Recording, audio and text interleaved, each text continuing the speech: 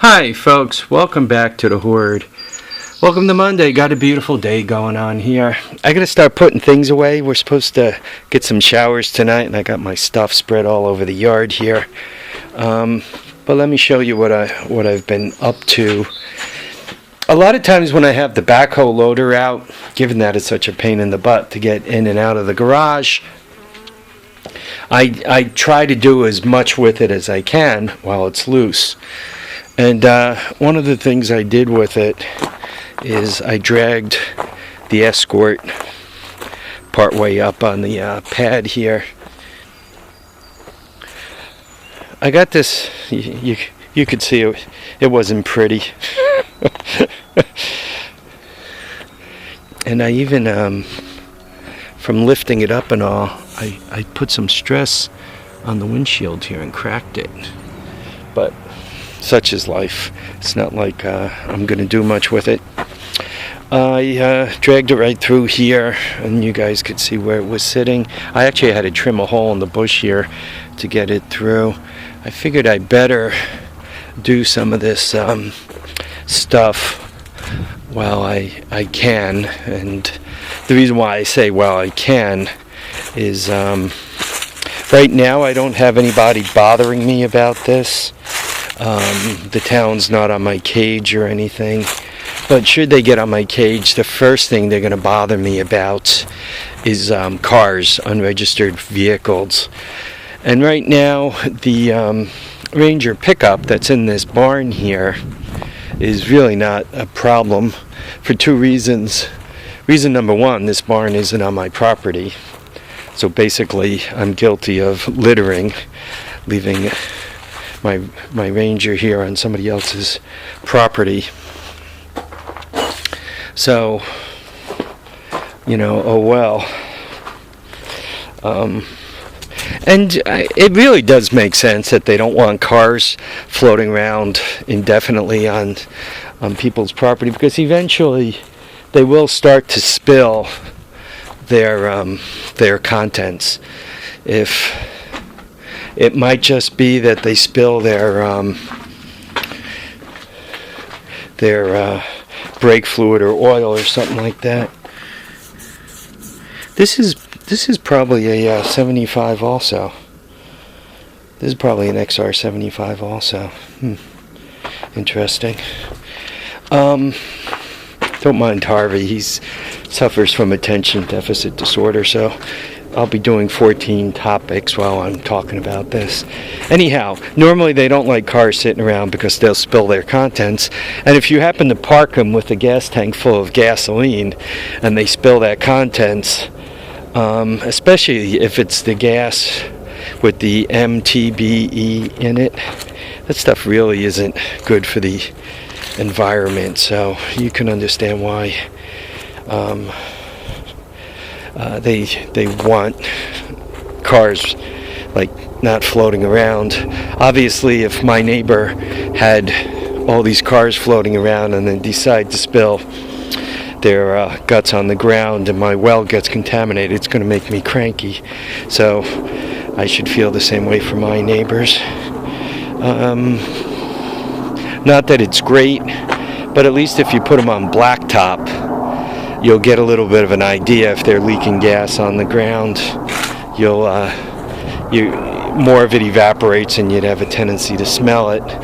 Where if they're sunken into the ground, into the dirt because their tires are flat, as they leak gas, especially once again, it's down, the car is right up against the ground. You're not going to get too much gas that evaporates. Most of it is going to go right under the car and go into the groundwater. So anyway, it makes sense. And while I could do it, I'm going to get rid of first the Escort and then the Kia. So those two will be gone. This one has a concrete pad to sit on, and it kind of has a purpose with all the plastic in it. So with those two gone, you're unregistered, all that stuff is registered, so I just have the truck. In theory, I guess these guys are supposed to be registered too, right? My two police vehicles.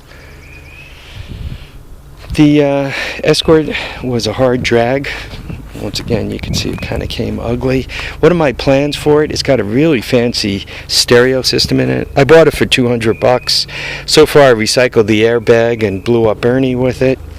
It's got a really fancy stereo in it that works well. And it's got a changer in the back here. So I'm going to bag that. Alabama.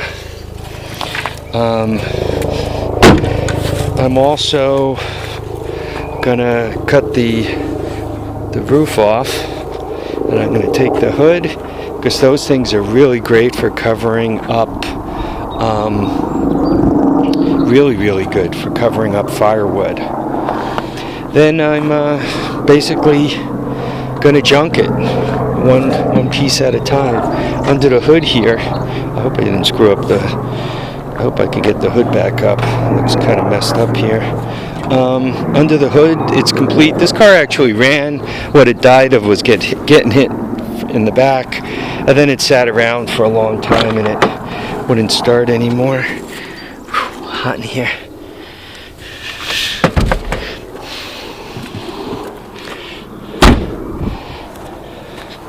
But I'm basically going to make use of as many nuts, bolts, light bulbs, wire harness, and everything else as I can. Right, the wiper motors. There's miles of hoses underneath here. I'll make use of them. Cables galore. So I'm basically going to grab as much of that as I can. The rest of it won't be any problem to get rid of. I'll just take it out for metal recycling. What could be thrown in the garbage, I'll throw in the garbage. The rest of it, I'll take out for metal recycling.